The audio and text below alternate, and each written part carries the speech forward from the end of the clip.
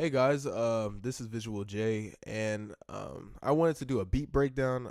I wanted to start a new series on my YouTube channel that I currently have, where I just go through various beats that I've made over the past month, and break it down for you track by track, and maybe help some of you aspiring music producers out there with new skills, and new techniques on how to enhance sound within your projects. Now, I'm not a mixing and mastering master, you know what I mean?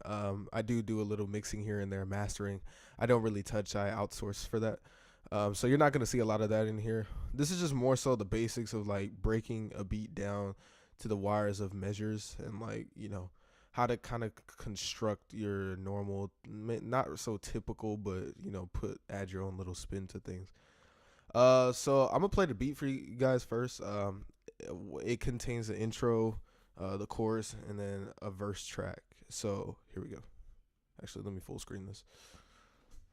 All right.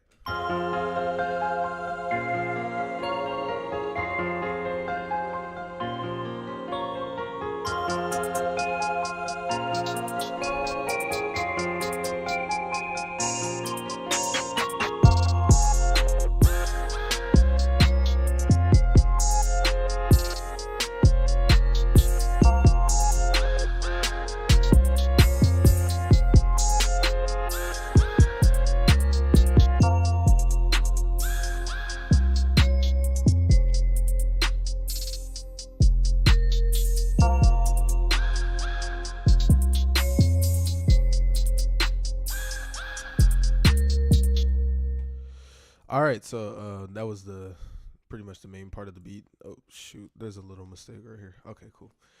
So basically, what I'm gonna go through first is sort of the intro track. My favorite thing to use for Logic Pro is Alchemy. It basically gives you a wide variety of synths, bells, mallets, and piano keys that you can use. You have your catalog right here. Let me enhance this. The one I used was called Bellvox. So what you do, you just search it up, Bellvox, and it sort of gives this eerie vibe to it. So we'll just take a look at the piano roll real quick. Um, so inside of the piano roll, I played a what is this, C D E. Forgive me if I'm wrong. I think this is F, A B. Yeah, this is F. So I played a F, and then I went down to C, and then I went down to no, my bad. C sharp and then C. So it's like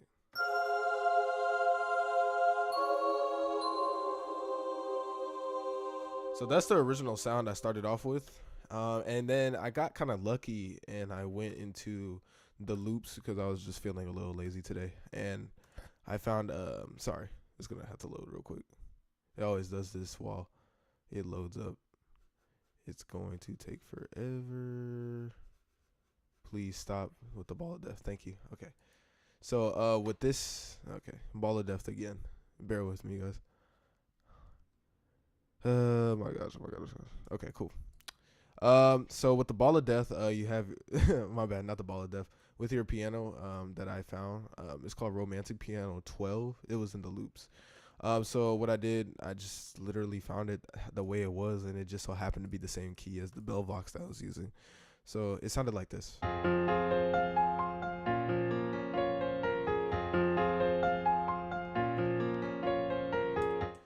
For this, I use a looping technique, but all I did was alt click over one. I'm sorry, two bars, and then I went to the next 8 measures, and I just had a loop basically for the entire song. And for the first part, I'll get into how I just literally sampled that loop and used it for my own purposes. And another thing about this is I didn't do much EQing on it. I just kind of raised the high end and the low end at the same time, just so that way the vibrant keys can stand out. Just so that way they could pack a punch at certain points where, like there's not a lot of high end. So for this one, I have the analog bells. I found this on the Evoc preset. You could just go into your channel right here. My bad. It'll give you all these plugins. I also use Waves for mixing, but You have the plugin for the vocoder synth, and this will come up if you search for it inside of the settings. It was a little bit too much high end on it to the point where it was peaking on its own track. And if you guys don't know what peaking is, it's basically this. This green line basically was red. I don't know why it's not anymore, but it was peaking on here. I think I lowered the volume. So I took a little bit of the high end off using my EQ. I went to the high end and I just moved it over maybe about like 5K frequencies from where it was originally. So I played it like this.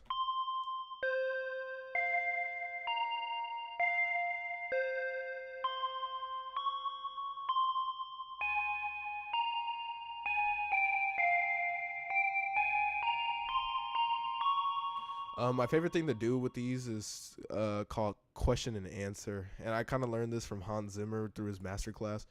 Basically, what it does is you take the first two bars within your song, and then you kind of sort of ask a question with the tone.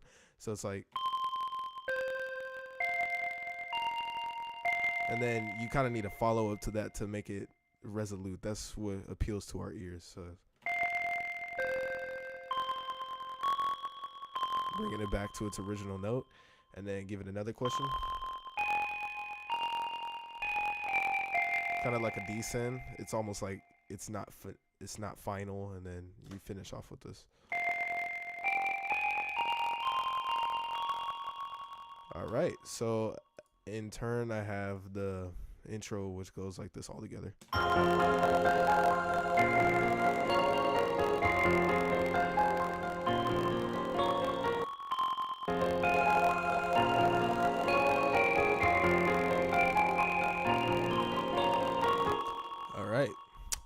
Now going over to the verse aspect, this was by far, well, not the most complicated thing I've ever done, but complicated in terms of its recent. I've been dabbling into DJing a lot, and the past 2 months I haven't really touched producing so much, and a lot of the sampling that I was doing was kind of like subpar. I don't consider the subpar because it did take a lot of time to kind of perfect when coming towards like measures and breaking down beats and kind of giving it like this tape slow down effect, and I'll get into those sampling techniques. So I'll actually, you know what, I'll just show you exactly what I did. So let's just create a new audio track. You don't have to worry about the inputs because we're just redistributing the audio to somewhere else. So basically what I did for the main part of this, I have this piano loop that I just use. I literally just reversed it, made it sound underwater, and I chopped it up and sampled it so it sounds like this.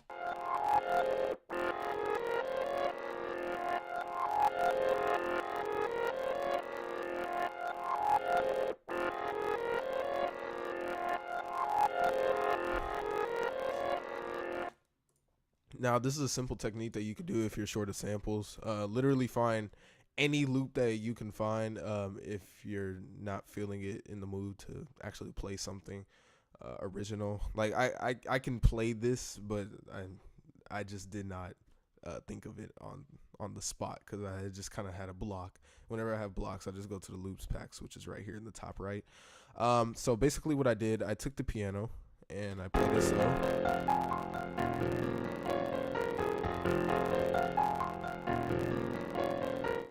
And then along with that, I took the two measures right here. Let me just zoom in real quick. Cool. I know you can do the magnifying glass. It's just easier. And I took it and I right clicked on my mouse, and you have an option which is also Shift B, which is called bounce in place. This basically converts any MIDI track that you have on Logic into an audio file, and it will create a separate audio track for it. So we're just going to do that. And yeah, we'll just save it as whatever the preset name was given to it. I think it already gave it the same name as down here. So what it will do, it will automatically mute the track that you originally got it from. Let's just say you needed to dabble into this audio again. You can turn mute on with Shift M, or just right clicking on the tracks that are muted and click mute on and off in case you just really don't want to hear it, but you have your reference for your audio. And I took this and I played it. Oh, sorry. Let me just do this. There you go. Is there anything more? What's going on with this? Oh, because they were both highlighted. Sorry. Okay. So I have the track singled out for our piano.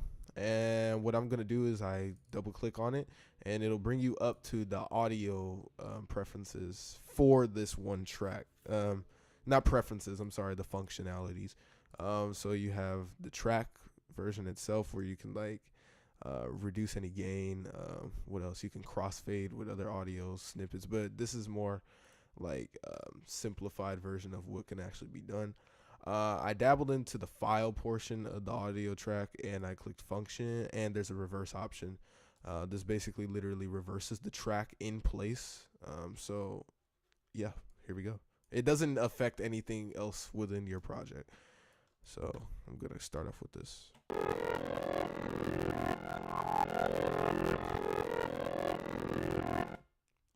Okay, so what I did, this doesn't really sound like the start of a chord progression.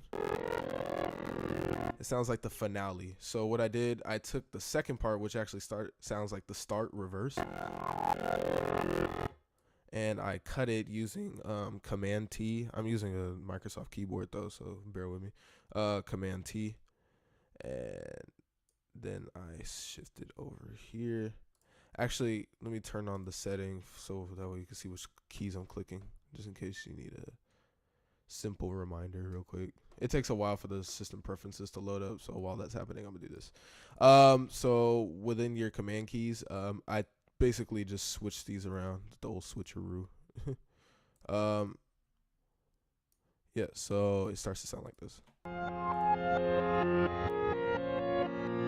I discarded this part of the audio because I didn't need it anymore, and I left paper trails of what I did over here because I knew I wanted something else to go right here. So basically, after I did that part, I noticed that there was a block where I was like, maybe I kind of want this to repeat on several occasions. So about at this measure right here, my bad. Here we go. Here, I'm gonna just call them positions right now. At this position. So here we go. Right here. Let me just do this. There we go. During this portion, I wanted to repeat. It doesn't. It sounds out of whack right now, but it'll make sense in the end. So what I did, I split the audio portion, and let's see if the system preferences are up finally. Yeah, here we go. All right. System preferences, keyboard, no, display, I think. I'm not sure.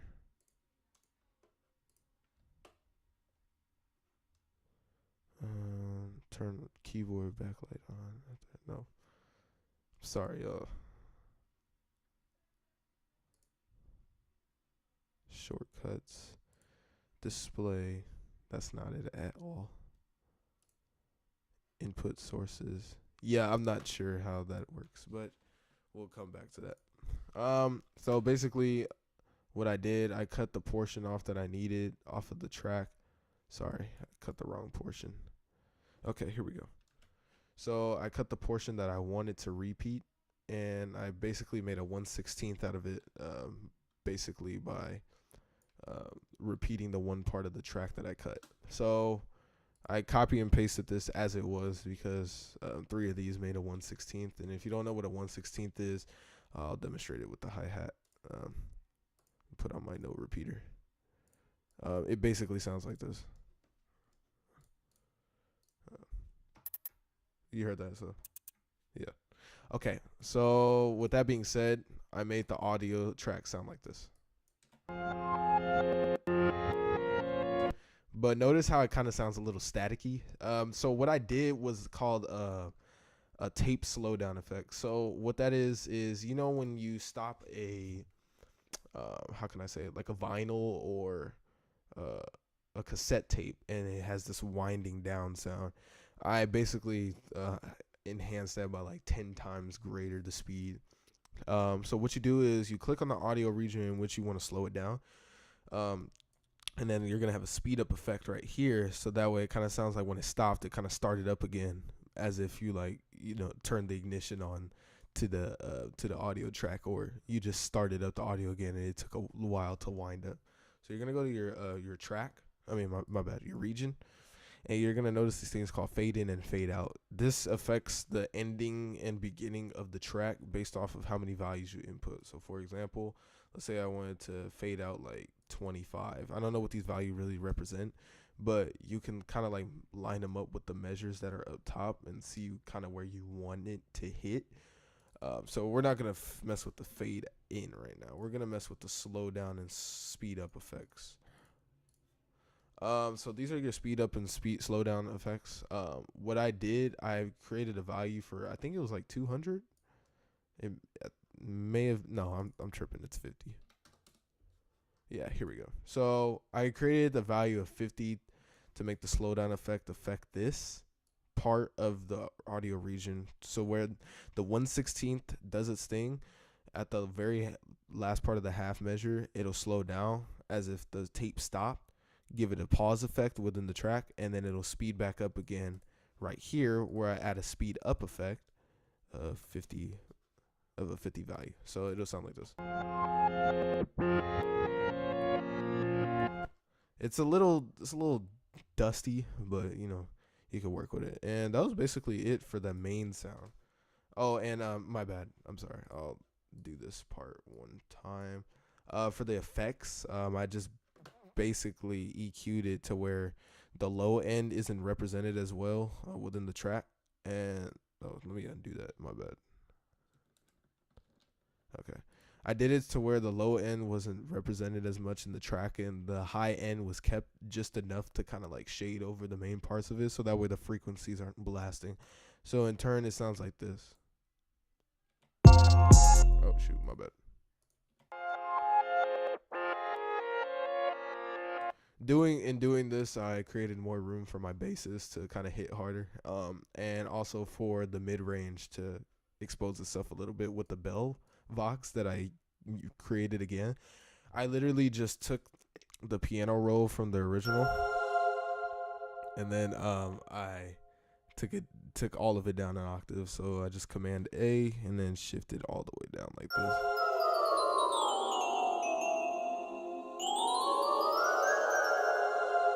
Command A-ing a MIDI region will literally move everything within the boundaries and move it up and down. So with all that being said, I did this.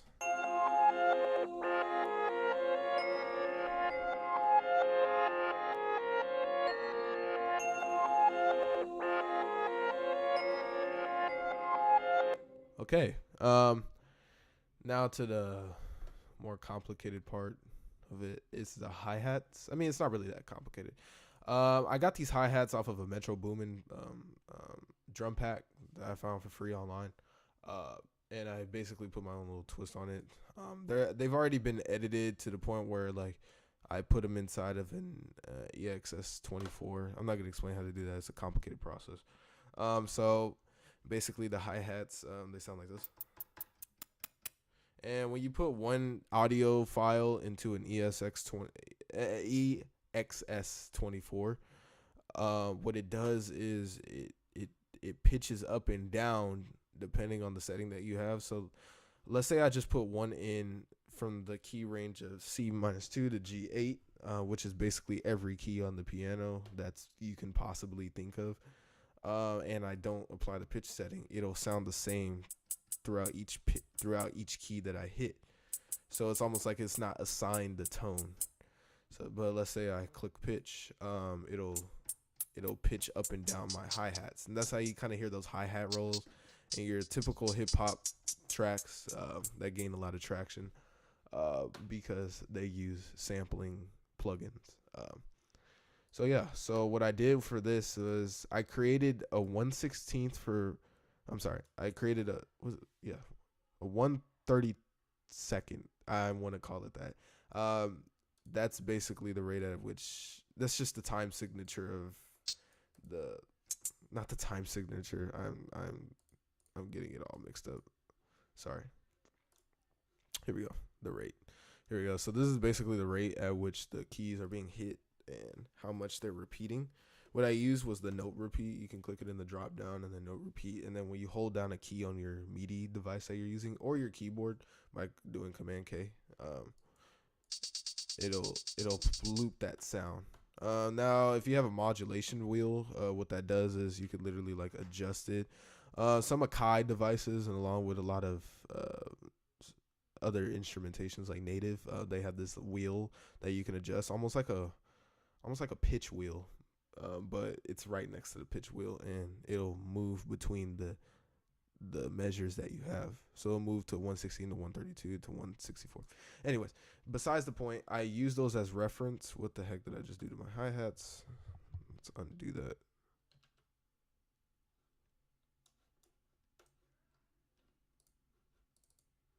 There we go. So basically, since all of my notes are pitched, I created a 132 reference that I could use later on in the track. And then I use a 1/16 that I could use later on in the track. And then the 1/8 where I can just repeat it. And using these, I basically just copy and paste and splatter everywhere, wherever note that I want. And yeah, I kind of just created this. You can just get creative with it. It doesn't really take any technique to do this.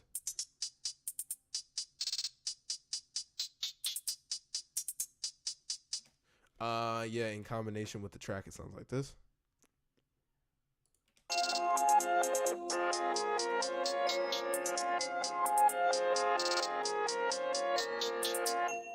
Yeah, and then after that is the fun part. So all of these instruments I use from one pack just to let you guys know that it is possible to just go get free sampling packs out there, put your own twist on it, and make it sound hefty. You don't need to buy anything.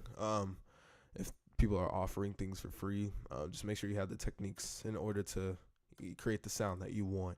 So that way it'll sound vibrant as something that you would be paying for like $40. So we have the snare right here. I basically kept it stock. Nothing really need to be done with it. The frequency that it's hitting at, nothing's impeding on it. It is a little loud in post, but you know, it's fine. It does the job. What it sounds like with everything is like this.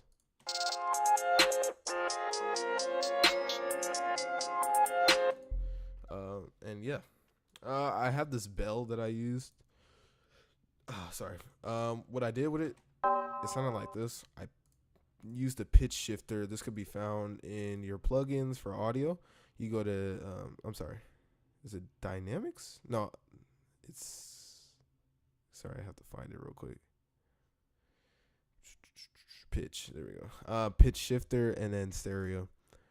And it brings up your semitone values along with a mix. This is basically how much you want the pitch shifting to be seeped in to your original audio. So if I mix this to 100, it'll pitch it at what it's at, but like 100% value, like you won't hear any of the original sound.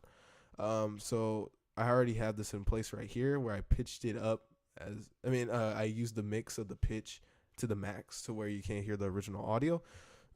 And to compensate for the latency, I click the timing for the vocals. This basically eliminates any delays or any sample rate failures that you may experience, and it eliminates a lot of system overload. And with the semitone values, this is basically how you pitch things down. And then if you want to pitch it more finite, you use the sense value. So I pitched it down 2 semitones, and this is what you got. And it matches the pitch of the song. And then for this one, I think I pitched it up even more. Yeah, so when it goes together, it sounds like this. Almost like 2 bells.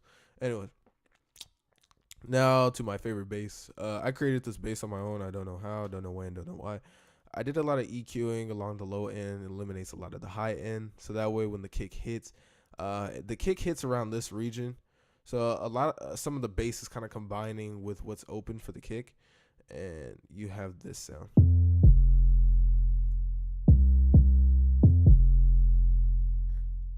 I never like my basses to peak because you can fix all of that in post, and it sounds good in combination with the instrumentation.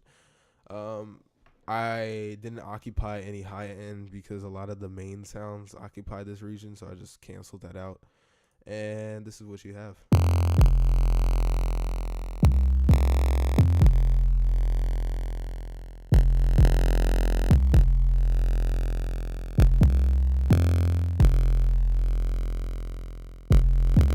And then all together it sounds like this.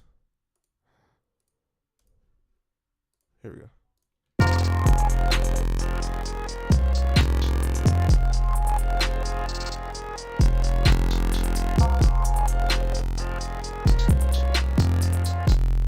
All right, and now to the fun parts. I literally took a kit from the folder that I was using, and I repeated it in portions where I thought it would sound good to complement the snare. So I'll just play the snare with the hi-hat and the bass so you can hear the main drums. The kick I don't really mind going over a lot because it hits really hard when you're trying to mix, and then usually when you bounce the audio, it doesn't sound like it's peaking, or it doesn't sound like it's taking up a lot of space, and all of that is fixable, so you could do this.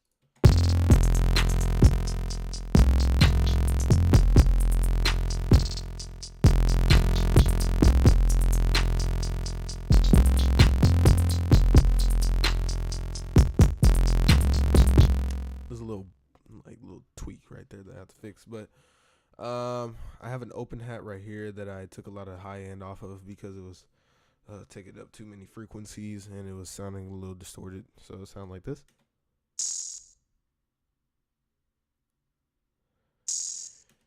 Not much to it. I made it surround sound so that way it doesn't take up too many of the same frequencies as the main instrumentation. Actually, a lot of these the main sounds that I use are surround, so that way when the kick and the bass comes in, it packs a punch.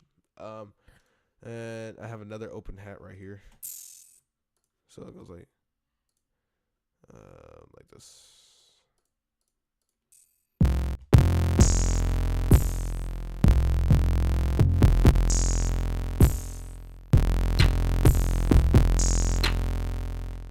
All right, and then for the final three elements, I used a secondary snare to kind of complement the first snare.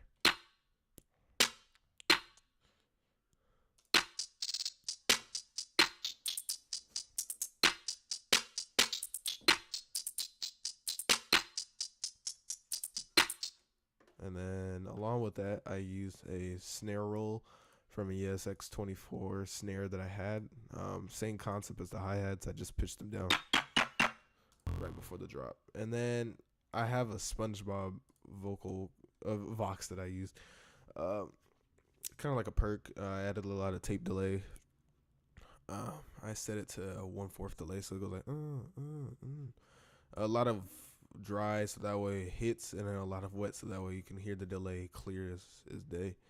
And then I added reverb, and I pitched it up, I believe. No, down. I pitched it down. Ooh, that should be 100. And in total, it all sounds like this. A lot of this is just transfer from what sounds good as a verse from here. So here we go. Oh, I hope you guys enjoyed the beat breakdown. This wasn't really a tutorial, it was just techniques that I used. So yeah, I'll let you guys enjoy the beat.